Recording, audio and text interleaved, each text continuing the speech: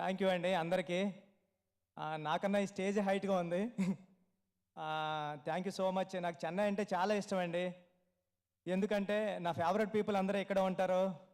రెహమాన్ గారు, రత్నవేలి గారు, దేవి శ్రీప్రసాద్ గారు. అంటే చెన్నైలోని సినిమా థియేటర్కి వెళ్తేనే కాదు, సినిమా చెన్నై అడుగు పెడితే కూడా సినిమా కనిపిస్తూ ఉంటుంది. అంత బాగా కనిపిస్తుంది cinema.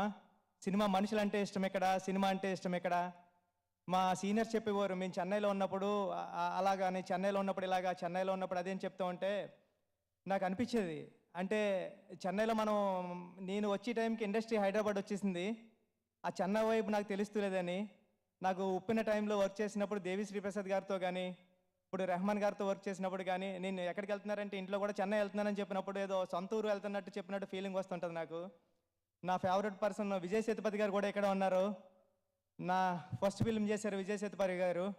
Thank you Vijay sir. Me support ఎప్పుడూ ఉంటుంది. చెన్నై ఎప్పుడు వచ్చినప్పుడు కూడా అడుగుతూ ఉంటారు, బుచ్చి ఇంటికి రా అని. Thank you sir. ఇప్పుడు పెద్ది గురించి చెప్పిన, పెద్ది చాలా ఎమోషనల్ డ్రామా అండి. ఇది చాలా అంటే ఎలా ఉంటుందంటే మిమ్మల్ని కట్టి పడేస్తుంది. అంత ఈజీ కాదు. సెకండ్ హాఫ్ చూస్తున్నప్పుడు కూడా చరణ్ సార్ యాక్టింగ్ కానీ, చరణ్ సార్ పెర్ఫార్మెన్స్ చూసినప్పుడు కానీ వదిలి రాలని. నేను 15 డేస్ నుంచి చెన్నైలోనే ఉన్నాను, ఇక్కడ మెడ్రాస్లోనే. నేను రోజు చూస్తూ ఉన్నాను ఫిల్మ్ ఇది. సేమ్ టైము అక్కడ హైదరాబాద్లో కూడా చూస్తూ ఉన్నారు, షోస్ జరుగుతున్నాయి. క్యూబ్ చూస్తున్నప్పుడు గటని వాళ్ళందరూ కూడా కాల్ చేస్తున్నారు, చాలా మంచి ఫిల్మ్ తీసావు, చాలా బాగుంది ఫిల్మ్ అని. అంటే వాళ్ళు చాలా ఎక్కువ చెప్పారు, నేను అంత ఎక్కువ చెప్తలేదు, చెప్తే మళ్ళీ భయం వేస్తుందని కొంచెం నర్వస్ కూడా ఉంది. Thank you sir. Charan sir, Peddi అంటే only Charan sir, Charan sir, Charan sir, Charan sir, Peddi Peddi Peddi Peddi అంతే. థ్యాంక్ యూ సార్, మీరు నన్ను నమ్మినందుకు. Thank you sir. Divyendra garu, అంటే నేను విజయ్ సేతుపతి గారిలో చూసా, అంటే చేస్తుంటే వారిని అమ్మ అంటే ఏం యాక్టర్ రా బాబు అనిపిస్తుంటుంది. అలాగా అంత పర్ఫార్మెన్స్ మీలో చూసా. స్మాల్ డీటెయిలింగ్ కూడా చాలా బాగుంటుంది. తెలుగు రాదు కానీ నేను ఆఫ్టర్ దట్ ఇంగ్లీష్లో మీకు ట్రాన్స్లేట్ చేస్తా. థ్యాంక్ యూ, మీరు ఈ ప్రాజెక్ట్లోకి వచ్చినందుకు థ్యాంక్ యూ. రెహమాన్ సార్, నేను మీ గురించి ఒక పుస్తకమే రాస్తాను, అంత ఇష్టం మీరంటే నాకు. ఈ సినిమా ఆర్ఆర్ చూసినప్పుడు కానీ, సాంగ్స్ కానీ చాలా చాలా బాగా చేశారు. చిన్నప్పటి నుంచి మీ మ్యూజిక్కి నేను చాలా పెద్ద ఫ్యాన్ అండి. నాకు మ్యూజిక్ కానీ పలకడం వచ్చేది కాదు. ఊర్లో ఉన్నప్పుడు మ్యూజిక్ అనేవాడిని. నా ఫ్రెండ్స్ అందరూ నన్ను ఎగతాళి చేసేవారు, నువ్వు మ్యూజిక్ అన్నో రావట్లేదురా నీకని. అలాంటిది మీతో నేను వర్క్ చేస్తానని నేను డ్రీమ్లో కూడా ఊహించలేదు సార్. అది జరిగింది దేవుడి దయ వల్ల. Thank you sir, thank you so much. రండి సార్, మీ గురించి అందరూ చెప్తున్నారు, సినిమా జాంపొండ్లో తీశారా రండి సార్ అని, చాలా బాగా తీశారని, ఇంటర్నేషనల్ ఫిల్మ్లో తీశారని చెప్తున్నారు. Thank you sir. నేను రాసుకున్న ప్రతి అక్షరానికి మీరు లైఫ్ ఇచ్చారు. మీరు లేకపోతే ఆ విజువల్ ఎలా ఉంటుందని నేను ఊహించలేను. రేపు పొద్దున్న మీరు అందరూ విట్నెస్ చేద్దరు కానీ థియేటర్లో. Shiva sir, thank you so much. మిమ్మల్ని శివాన్న అని పిలాలని ఉంటుంది నాకు. Thank you Shivanna.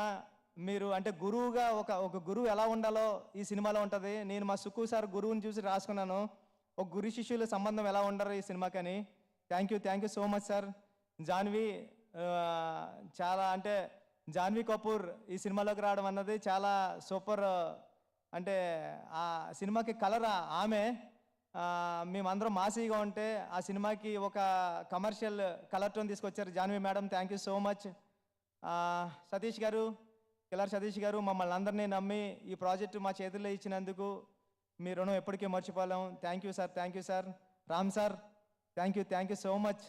లైఫ్లో మిమ్మల్ని ఎప్పటికీ మర్చిపోలేను sir. Thank you so much sir.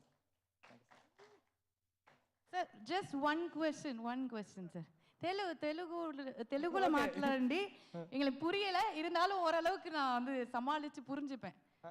குறைச்சு மலையாளமா சாரிங்க விட்டுறலாம். Okay, so I just wanted to ask, this particular role demands a lot of physical transformation, and Ram Charan sir oda physical transformation எவ்வளோ படமா நாங்க பார்த்துட்டு தான் வரோம். ஒரு வாட்டி கூட நம்மளை வந்து கொஞ்சம் கூட என்ன அப்படின்னு கூட கேட்க முடியாது. அப்போ வா எப்படி பண்ணுறாருன்னு நீங்கள் எதை பார்த்து ரசிச்சிங்க? How did you see that and how challenging was it for him? You have to tell as a director. అంటే రామ్ చరణ్ సార్ దీంట్లో కష్టం గురించి చెప్పాలంటే, నేను సినిమాలో ఉన్న ఎమోషన్ పోయి రామ్ చరణ్ సార్ కష్టపడ్డారు అదే వచ్చేస్తుంది మెయిన్ అని చెప్పడం లేదు నేను. చరణ్ సార్, మీకు అర్థమవుతుందా సార్? అంటే మీరు చాలా కష్టపడ్డారు.